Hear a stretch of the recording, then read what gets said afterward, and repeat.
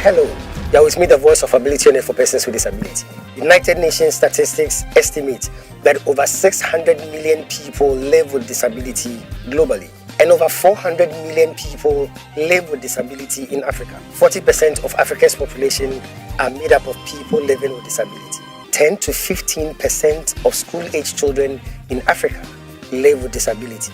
Ghana's population is over 32 million, and 8% are people living with disability. How does this impact on persons with disability in terms of policy formulation, marriage and family life, education, healthcare, employment, and so on? For those of us in the disability community, discrimination and stigmatization is the root cause of almost every challenge we face. However, success only comes to those who know how to overcome their challenges and not those who know how to avoid challenges. So join me, the voice of ability and for persons with disability, as I navigate my way through the riveting stories, the unbelievable experiences, and the life-transforming journeys of persons with disability on the Helping Hand TV show. Hello and welcome to another exciting edition of the Helping Hand TV show, where we seek to throw the spotlight on the abilities of persons with disability. And like I say, you are welcome to my world where disability is not inability. H4P is 12 years old. To God be the glory. And we are bringing you the all-new season of the Helping Hand TV show. And today I have a very, very special guest. But I'll go for a break. When I come back, I'll introduce you to my very special guest. It's the Helping Hand TV show. We'll be right back. Stay tuned. We'll be right back.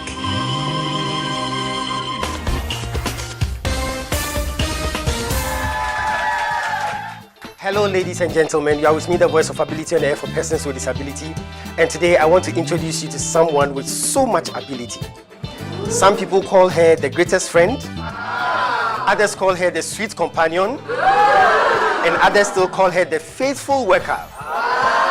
She is dependable, reliable, and adorable, and she's committed to lending you a helping hand anytime, anywhere. Distinguished ladies and gentlemen, help me welcome DV Cleaners. DV Cleaners Alata Samana Shower Gels, DV Cleaners Aloe Vera Shower Gels, DV Cleaners Body Lotions, DV Cleaners Hair Shampoos, DV Cleaners Hair Conditioners, DV Cleaners Liquid Detergents, DV Cleaners Hand Wash, DV Cleaners Floor Cleaners, DV Cleaners Toilet Cleaners, DV Cleaners Cake Soaps, and now introducing DV Cleaners Hand Sanitizers. For bulk purchase, call us on +233 278 308 246 or +233 244 467 326. DV Cleaners, one of the top most made in Ghana products. DV Cleaners, proudly Ghanaian. And so remember that anytime you purchase any of the DV Cleaners range of products, you are lending a helping hand to a person with disability, and you are supporting H4P Organization's special advocacy for persons with disability. DV Cleaners, Nature's finest touch. Distinguished ladies and gentlemen, the H4P Organization is 12 years old. Hooray! And H4P, as part of the 12th anniversary, has launched the Chill Awards. The Christina Hackman Impact Leadership Awards is the Chill Awards. The Christina Hackman Impact Leadership Awards is an award scheme instituted by the H4P Organization to honor and acknowledge people who contribute significantly towards national development and especially the development of the disability community. Is the Chill Awards.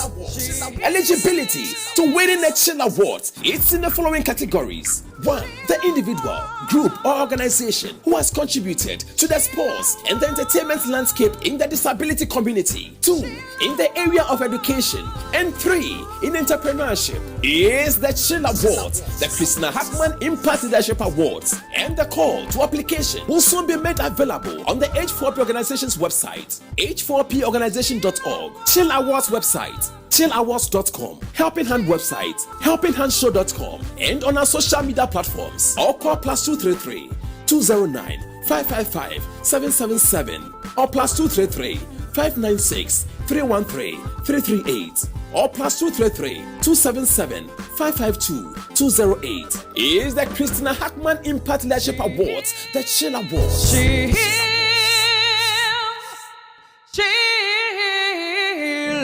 The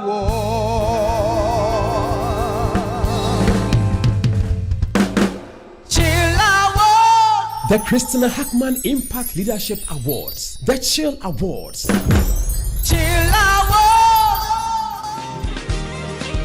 Welcome back. Welcome back to the Helping Hand TV show.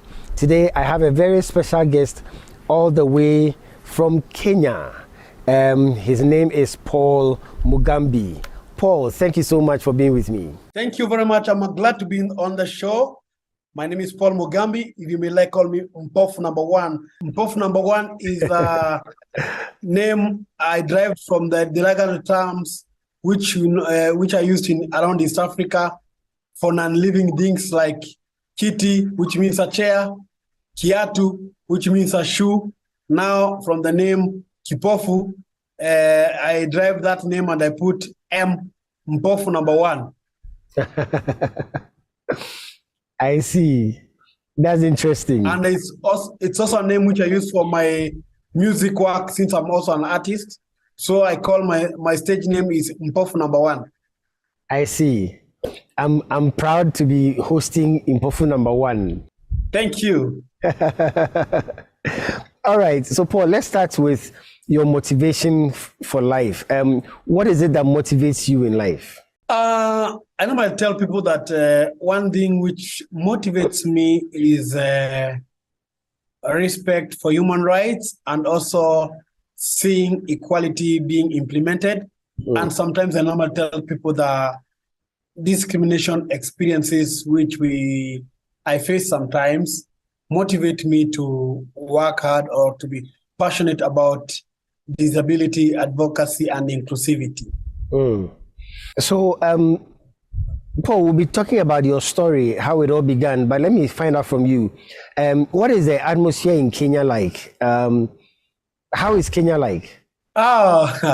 It's a beehive of activities because politically speaking, it's somehow stable, yes. Okay. Although we are having some few demonstrations here and there about high cost of living, and in terms of the last year's general election, such things. Economically speaking, it is stable, although the inflation is taking place. The dollar is becoming very strong, and now people are importing things on US dollars, and it's affecting the whole economic system. So in case we are not able to stabilize in terms of the oil imports, I think the situation will become worse, and currently many people are losing jobs, and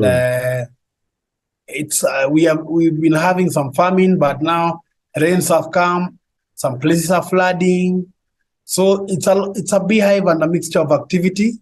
Religiously, 80% are Christians, the rest are Muslim and African traditionalists.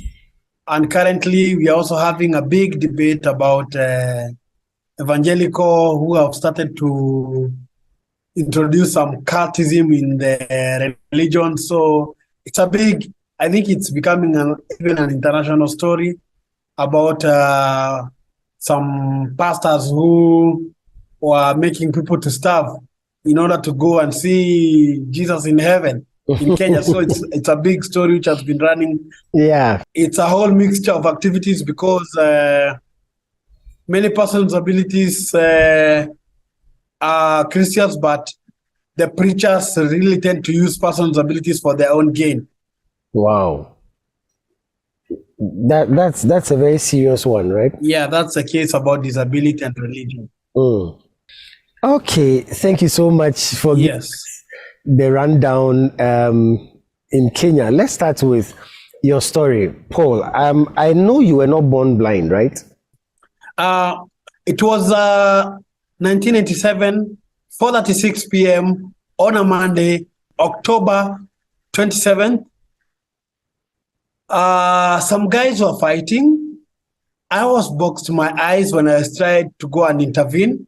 I saw all the colors in the world. Blue, yellow, pink, etc. I fainted. Wow. I was taken to a nearby hospital. Unfortunately, I was given wrong medication. And from that day, the Kenya Power and Lighting Company declared me power off completely, and darkness became my friend till to date. So I now tell people I'm proud to be blind since my power was switched off. So, Paul, let me get the story well. First of all, I like how you put the story. So some people were fighting, two people were fighting, and you went to separate them. Yes, I want to make peace. I was the diplomat there. I was the Kofi Annan of that time. Unfortunately, my power was switched off. But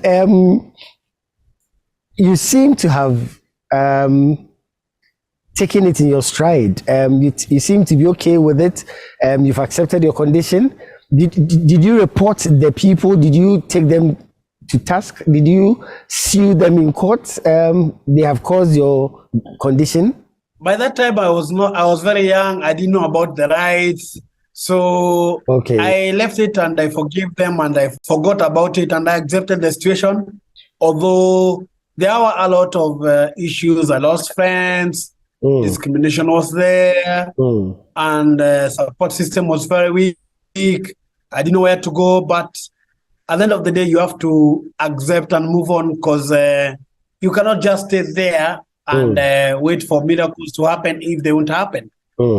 So how old were you when your power was put off? It was 26 years ago. So that is 2 decades and a half. Too young. Very young. Very, very young. Yeah. How did your family take it? Obviously, it was not an easy thing, and it's also unfortunate that support system was not there as such, and I didn't know where to go. So, but luckily, that time I was in high school, so it was a bit of catch up. I did not do any exams that time. I was pushed to the next level because I was not badly off academically. So yeah, so it happened like that. But I had to accept. The most important thing is to accept and also forgive the people. Yeah. So it will mean that you would have to start learning how to use the Braille. Braille and then computers later on. Yeah, such things. Okay. How easy was it for you learning the Braille? Obviously, it's not an easy thing, but since there was that spirit of never giving up, it was very fast. So, 15 years, you get into this condition. Did you lose friends? Did friends shun you? Did you face all those kind of things that... Oh, that's obvious. It's an obvious thing because once you get a disability, you see you're becoming different. You're not like the others. So you won't play, you won't meet, you won't mingle with others. So it becomes a big issue. Isn't it strange that people you knew, people who were your friends, whilst you were sighted, all of a sudden they see you strangely and they don't want to even associate with you? Isn't it strange? I think once you grow up, you learn that sometimes things do happen, and if you fall into a certain class, people tend to shun you away from their deeds and activities. Yeah, that's just like the way you might have had some friends within high school or campus mates. Some of them you don't know even where they are, so it happens. Yeah, you feel. I never say life has no balance. Yeah. How long did it take you to accept the condition and to move on? The goodness is that thing that I wanted to be much more than being blind kept me moving and seeking to accept it much faster and also I really wanted to show the friends who left me that I can make it without them. That's a very good one. I'll go for a break. When I come back, I'll continue with my friend Paul Mugambi, also known as Impofu number 1. Let's go for a break. We'll be right back. We'll be right back.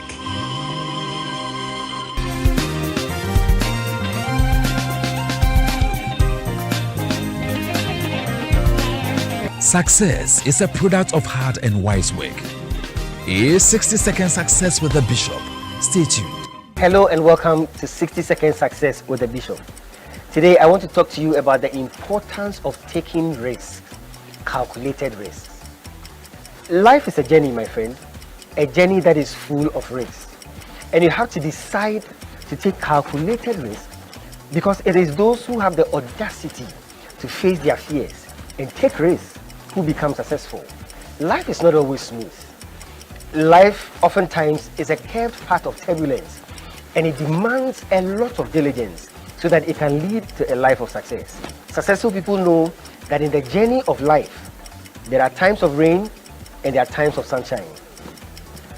It is ordinary people who rest because of the rains, but successful people work and they take risks because of the rains. Great success only comes to those who are bold enough to take great calculated risks. Thank you. Welcome back. Yeah, welcome back to the Helping Hand TV show with me, the voice of ability and for persons with disability. This is the all-new season of the Helping Hand TV show. H4P is 12 years old. We've been doing this job for the past 12 years, bringing dignity to disability, creating a platform for advocacy for persons with disability. And today, my guest is coming all the way from Kenya, and he is Paul Mugambi, also known as Impofu number 1. Paul, thank you so much for your time. Thank you, no worries. Let's talk about your education. Having suffered this, your, like you put it, your power was taken out, your electricity was shut off completely. Now you have to start a new life. Before this incident, what did you want to become in life? There are many things. I wanted to become a lawyer at some time when I was very young. Because of the female genital mutilation which was happening back in the village. Okay. And also fighting for women rights, land rights, such things.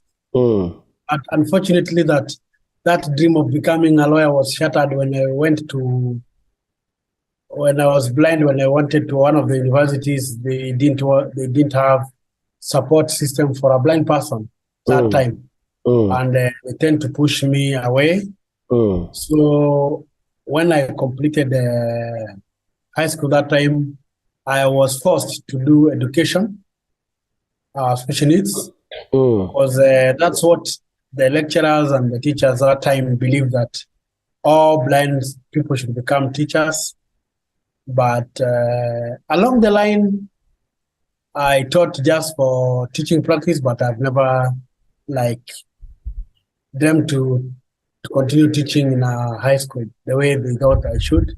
Okay. Then I had the interest of communication still. While young, I also tried out journalistic work here and there, poetry, etc. I'm also in Swahili. But at the university, I think that's why I began my journey of disability advocacy, fighting for student rights with disabilities, because there are no mechanisms or system in place to welcome us at the university. Okay. So that's why I discovered my leadership / influencing role in the society, and also in terms of becoming a human rights defender, looking for issues around accessibility, issues around sports inclusion, issues around culture inclusion. So I was all over the place, and I became a student leader, obviously, because of those processes and interacting with the people because I was one of those guys who are defending the rights. So, Paul, let's talk about your student leadership days. You were fighting for the rights of the students, especially persons with disability. Did you have any achievements with that? Did you succeed in any of the advocacies or any of the fights for the human rights you were doing? Yes, there are a lot of achievements. One of them, one of the biggest one is fighting for the entry of the university to be reduced for persons with abilities due to the education system. And this one became a policy issue within government. And although it took time to be implemented, but finally, student disabilities all over the country are enjoying.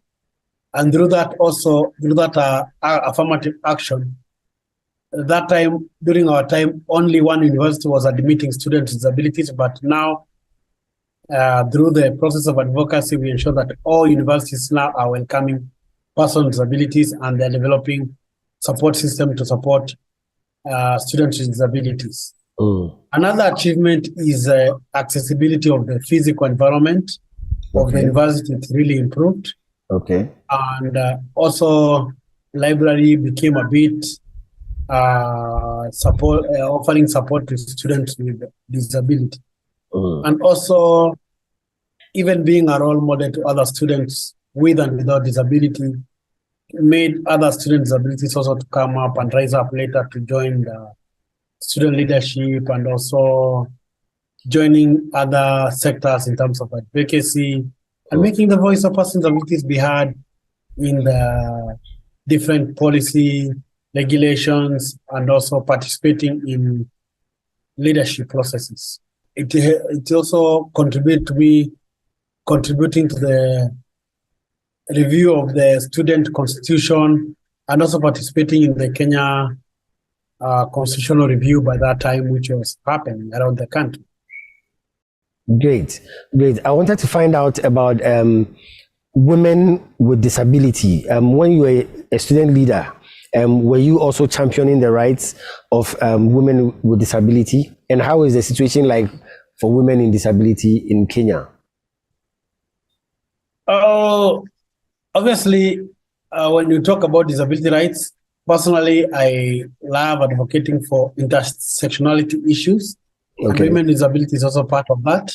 And during my time is that I think during our time, it was our first time to see that we were advocating for representative of male and female with a disability to be in the student leadership, which happened. Secondly, the situation is not easy. It's just like any other place in Africa.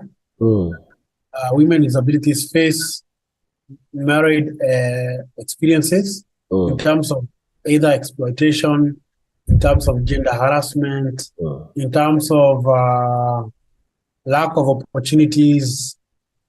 So it's a mixture, it's a basket mixture of beans and maize.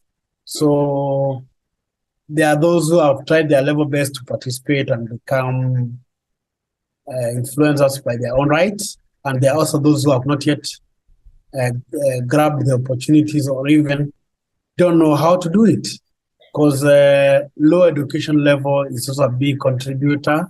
A lack of support mechanism within the Kenyan system for women with disability is a big issue. So you were into leadership right from your school days. Did you see a lot of women with disability rise into leadership, and how is the situation like? Are we having many more women who have disability in leadership in Kenya? For women with disabilities to participate in leadership, it has to take a triple effort. It's not an easy journey, because they don't have mentors, they don't have coaches. So when you find one, maybe this person has interest, but many of them don't have that interest. So it is a slow process. Even within the larger women's society, women with disability are not welcomed. So it is also a big issue for them to battle it out, or to get into the system of even the women's sector. And I can say that it's a fight and a journey too. We are still with me, the voice of ability for persons with disability. This is the Helping Hand TV show.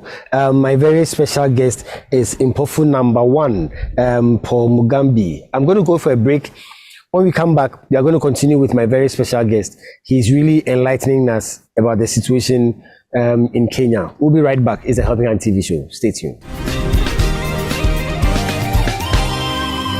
It's the music segment on the Helping Hand TV show.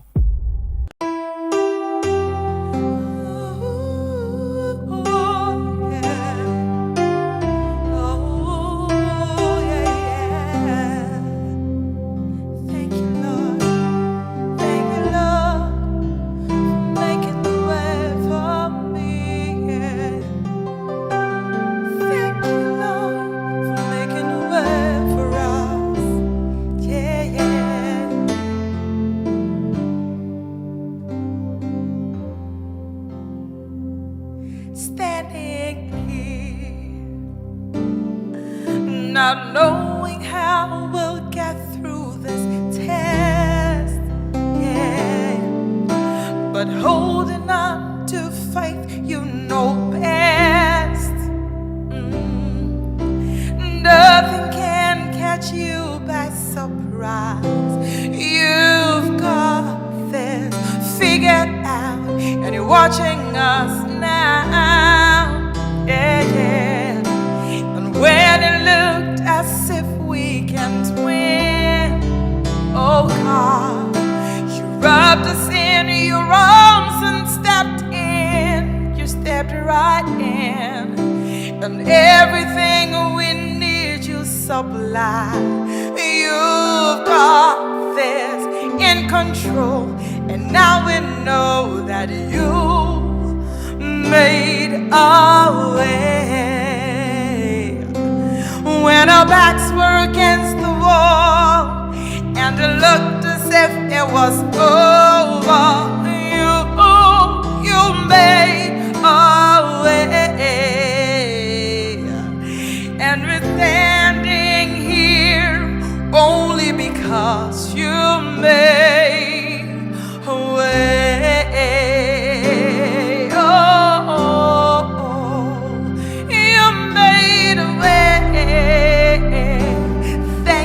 Lord, now we're here, yeah, yeah. Looking back on where we've come from, oh God, because of you and nothing we've done, yeah, yeah, to deserve the love and mercy you've shown. Your grace was strong enough to lift us up, and you made our way. When our backs were against the wall and it looked as if it was over, yes, you made our way. And we're standing here only because you move mountains, you cause walls to fall with your power, you perform miracles. There is nothing, yeah, that's impossible. And we're standing here only because you move mountains, you cause walls to fall with your power, you perform miracles. There is nothing, no, that's impossible. And we're standing here only because you made a way. And we're standing here only because you made a way, yeah, yeah. And we're standing here only because you made it. And we're standing here only because you made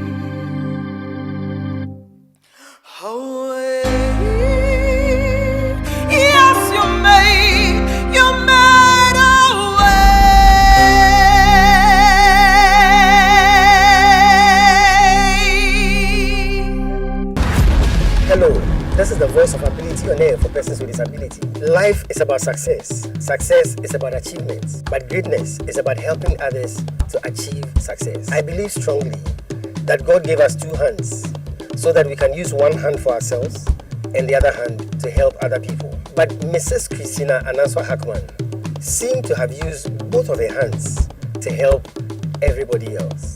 Christina Hackman had a quality personality that touched many lives and inspired quality in many people.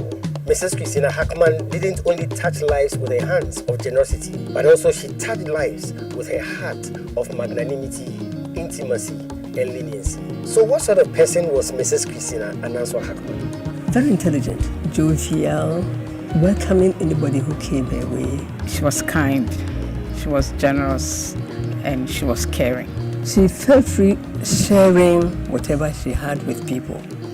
She was generous with everything she had. She was always willing to give. She really gave beyond what one would expect. Baby was a jewel God gave us.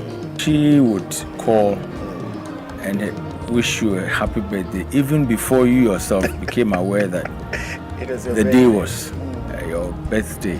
Baby was the one who brought us all together. Loving, caring, always smiling. She cannot be replaced. Baby has left a huge legacy. I'm here to talk to you about the Christina Hackman Impact Leadership Awards, also known as the Chill Awards.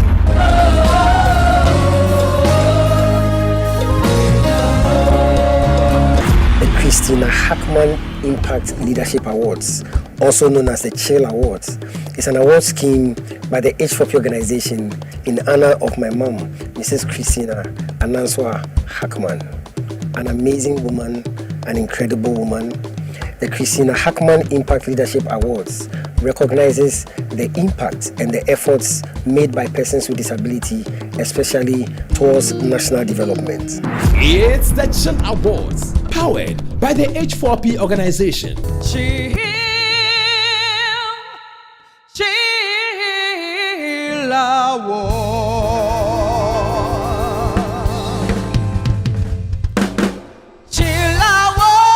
The Christina Hackman Impact Leadership Awards. The Chill Awards. Chill Awards. Welcome back. Yeah, welcome back to the Helping Hand TV show. We are having the special edition. H4P is 12 years old, and I have a very special guest in Pofu #1, Paul Mugambi, all the way from Kenya. Paul, let's talk about this thing. You have achieved so many things. I want to start reading a couple of things. You worked as a humanitarian worker in both Kenya and Somalia. What really did your work entail? Thank you very much. I'm a passionate human rights, let's say a humanitarian worker. The issue is that I love to see inclusion of persons with abilities. I love to see organizations becoming more inclusive. And basically working with refugees, it's like a calling and also a passion. Okay. Because you find that refugees with disabilities don't have the space to speak, don't have that knowledge or know-how in terms of issues around disability inclusion. So I happened to join humanitarian work and support organizations to become more inclusive and also raise the voices of persons with disabilities so that they can also enjoy the services just like any other person, because access to services, I believe, is a right. And I really wanted to see that difference. And that's why in 2013, CBM awarded me an award for being the first blind humanitarian worker and also championing issues of disability. So that was a very good point. And congratulations on the award. We'll talk more about your awards, but I want to talk a bit about the refugee situation as it relates to persons with disability. Are there special policies that give special concessions to persons with disability when it comes to the refugee situation? Currently, they are still experimenting some of the benefits to see whether they can be included in the Kenyan system. Okay. Whereby in the Kenyan system, we have the process of people being registered and getting a disability card. Secondly, within the UNHCR, and the WFP, they're experimenting that food for cash transfer there, which is also something which they borrow from Kenya, doing cash transfer system. And also the issue of education, which is refugees enjoy. It's mostly from the Kenyan system, which they have teachers from Kenya teaching them. And also in terms of supporting them of different activities. So it's a mixture of activities, although they are not enjoying fully rights just like any other citizen of Kenya. Okay. So you are a public policy scholar. You had a master's in public policy in Australia National University. The difference between the Kenyan system and the Australian system, what would you say about it in terms of disability? Wow, those are two different worlds. Completely. In terms of the disability experience I had there, and in terms of the Kenyan system, they are very much proud. Because one is education support system in Australia is top-notch. Okay. Secondly, is the issue about access to devices. They help you to get to softwares, some braille facility. They train you on mobility and orientation, and all these are not available in Kenya. Okay. Then secondly is issue that you enjoy different cultures there, and also the issue about the excellence in academics, where there is a lot of support system from the university. It's not like the way Kenya system is, but it's a wonderful experience. I cannot exchange the Australian experience with anything else. It was one of the best things to have ever occurred to me. I can imagine the smile on your face tells it all. I can imagine. Yeah. So you have a degree in special needs education from Kenyatta University. Yeah, that was my first one. Yes. Okay. And then later on is when I went to Australia to study public policy. So let's talk a bit about Kenyatta University. How accessible is the university, and in terms of the academic programs, how many people with disability have access to it? Kenyatta University was the only university which was admitting student disabilities by that time. Okay. But after our advocacy there is when other universities started to join in. In terms of accessibility, it is in Kenya, it's the best and the top most university, which is the most accessible, and also has improved in terms of academic programs becoming more inclusive. Okay. And also it has tried to mix students' disabilities to join other courses. So you are an inclusive programming expert, monitoring and evaluation. Can you tell us what that entails? An inclusive programming expert. What do you do with that? Okay. Inclusive programming, it's all about seeing the organization in the project cycle processes, in terms of the design, in terms of implementation, to see that they become more inclusive by ensuring that the level of participation of persons with ability is high. And when you are collecting data, you ensure that you do disability data disaggregation to see the impact which you are making, especially to lives of persons with disabilities, both male and female, and to see different persons with disabilities are engaged or involved meaningfully. Because most of the time is that organizations say that they're involving persons with disabilities, but what they do is checkboxing. But when you are doing inclusive programming, you will ensure that it is not just tick boxing exercise, it is the whole cycle. Persons' abilities are participating, they are being recruited, they are being in the system, they are being involved in the surveys, they are being employed, such things. Okay. So before I go on a break, let me find out from you. You are also an accessibility evangelist. Can you explain what that is? Oh, yeah. I'm the first blind innovator in Kenya. Okay. It was during COVID experience that power, just the way it had switched off my eyes, it was switched off for 3 days or 4 days there. And since I was not able to read the meter box, and since it was not producing any sound, I had to come up with an innovative way of coming with a solution, which has been prototyped. I'm just now waiting for funds so that we can see how we can work with the Kenya Power and Lighting so that it can be able to help persons with and without disabilities. Because of that experience of being in the darkness for 3 days. Wow. You remember during COVID, you were being told social isolation. So I was distancing myself from people. So I didn't want anyone to come near my house. So that's why I found myself 3 days being off the materials. So yeah, that's what happened. We'll be right back. Distinguished ladies and gentlemen, the H4P Organization is 12 years old. Hooray! And H4P, as part of the 12th anniversary, has launched the Chill Awards. The Christina Hackman Impact Leadership Awards is the Chill Awards. The Christina Hackman Impact Leadership Awards is an award scheme instituted by the H4P Organization to honor and acknowledge people who contribute significantly towards national development and especially the development of the disability community. Is the Chill Awards. Eligibility to winning the Chill Awards. It's in the following categories. 1. The individual, group or organization who has contributed to the sports and the entertainment landscape in the disability community. 2. In the area of education. And 3.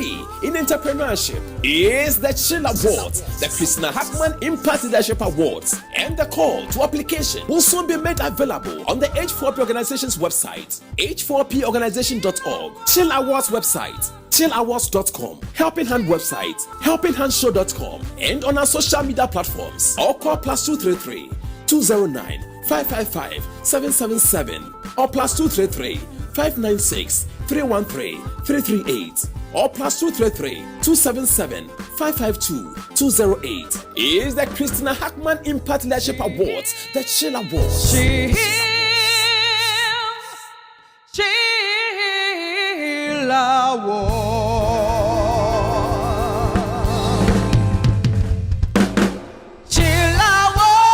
The Christina Hackman Impact Leadership Awards, the Chill Awards.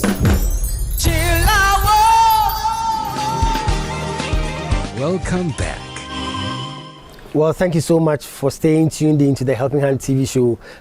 This is all time would allow us, but we are not anywhere near done yet. We are going to continue this interview next week, but this way would end it for today. Special thanks to DV Unlimited, Company Limited, and Fasti Chapel, my proud sponsors. And special thanks to you for tuning in. Thank you so much. All those who contribute to H4P through our mobile money system, I'm so grateful. Thank you for always being there to support H4P, bringing dignity to disability. We'll come your way again next week, same time. Until then, remember, disability is not inability. Take good care of yourselves, and God richly bless you. Take care.